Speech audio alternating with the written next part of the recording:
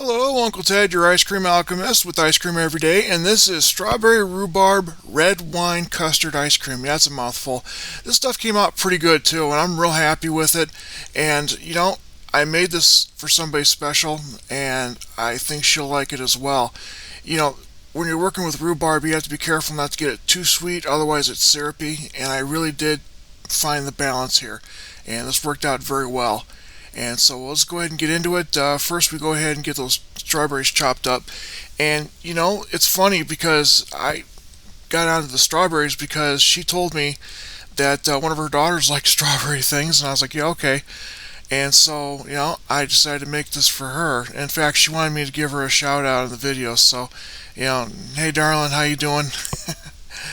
My darling Ann. So anyway, yeah, just go ahead and chop up these strawberries. Now, for the fruit reduction, what I'm doing is equal parts strawberries and equal parts rhubarb. And I actually cooked them separate in this occasion because I had already pre-cooked the rhubarb with the same amount of sugar.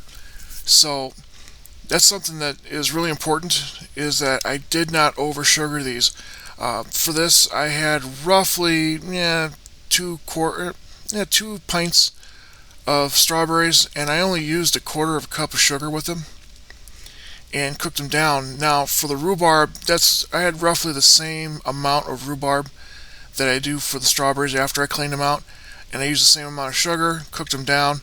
They're still a bit chunky, but that's okay. It still worked out pretty well. Alright, so once I removed the strawberries off the heat, I just went ahead and put the wine back in the same pot. I didn't even rinse it out because it's all going in the same place anyway. So I went ahead and used a bottle of red wine, and I'll have that in the captions as to what kind. But it's 750 milliliters. I put it in and I cooked it down until I had it down to 1/4. And I was real happy with how this reduced. Wine reduces so quick because it's got alcohol, and so it just goes out real fast. And I reduced it down to 1/4. And then put the strawberries and rhubarb in the red wine and reduce it down a little bit longer. Be real careful because this stuff will splatter. It's hot as hell. It'll burn. But this actually smelled so good. And I kept telling Ann, I wish you were here so you could smell this. And I really think she would love it. Now, one thing I'll say since we're going here is I did add something to my ending credits. I used to say, may the love in our hearts forever be reflected in the bowl we hold in our hands. I added that. I amended it. The bowl that we hold in our hands and give to others. Because honestly, let's face it, we're cooking for the people we care about. We're cooking for the people who are special to us. And we're cooking for the people who mean something to us. I actually express my emotions through cooking and food. And I often sort out how I feel with food. And this is my language. This is how I tell people what I'm feeling. And so in the case, with her, I wanted this to be right. Of course, you'll notice it's got a deep red color too, so I wonder what that means. But anyway, once I get that all cooked off, I remove it from the heat. As far as the custard, 2 cups heavy cream, 1 cup whole milk, half cup sugar, 1 teaspoon of vanilla, 5 egg yolks, and then 1/3 of a cup of dry non-fat milk, and 1/8 of a teaspoon of guar gum. And then I use 2 cups of the reduction. I use 2 cups in this, which it seems like a lot, but once again, you want that flavor in there. If people wanted frozen milk, they'd go buy frozen milk. They don't want frozen milk. They want that flavored custard. They want those bold flavors, and so that's what I'm doing here. Now for the dairy, I always add dairy to a cold pan, and then for the sugar, I add the sugar to a bowl while the dairy is heating up, and then I go ahead and separate the egg yolks from the whites. Remember, as I always say, keep the whites because the whites have use. Don't throw those whites out. And so once I go ahead and separate the egg yolks, I do try and pick off the yolk boogers. Those little white dangly things, those boogers, I always try and get those off because they're no good. They always cause trouble. But I just put those straight into the bowl with the sugar, and then once I have that done, then I'll be able to whip that up and give that a good mixing.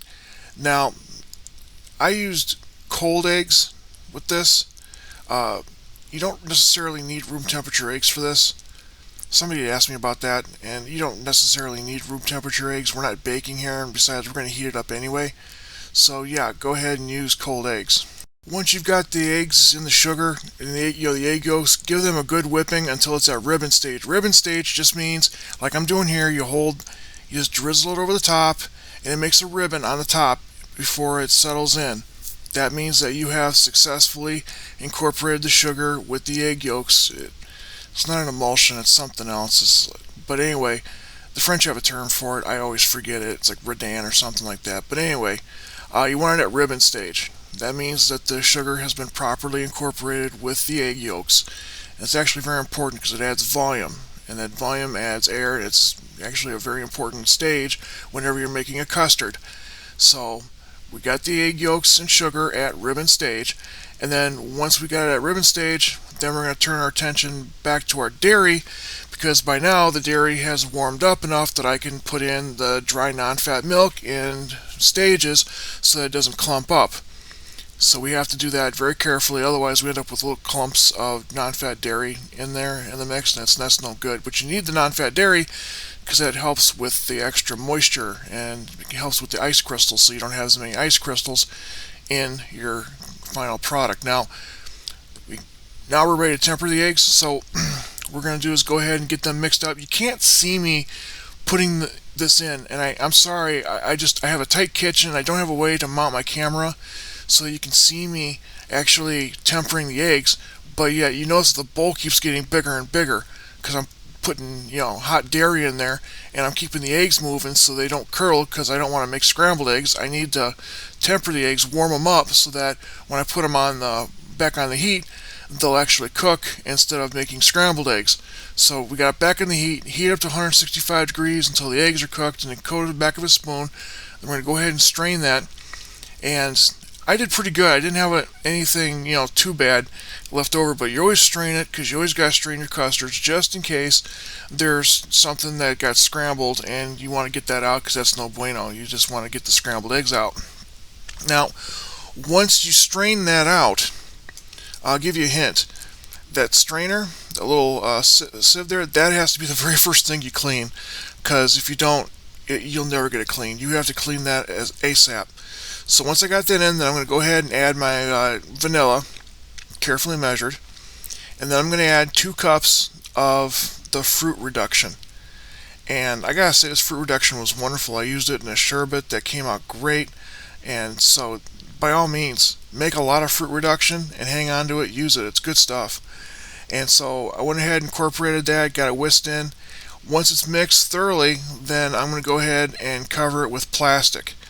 And that's one of the things that is really important, is you got to make sure that you have it covered in plastic, so this way when you put it in the refrigerator, it doesn't make a skin on the top. So anyway, once you have it properly covered in plastic, go ahead and put it in the refrigerator overnight.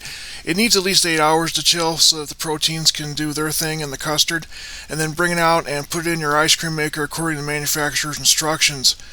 And folks, this stuff is wonderful.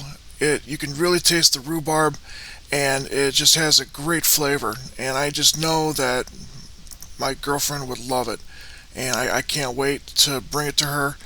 She really did inspire this, and I can't wait for her to try it. But if you're not eating ice cream for breakfast, what's the point of being an adult? And thank you.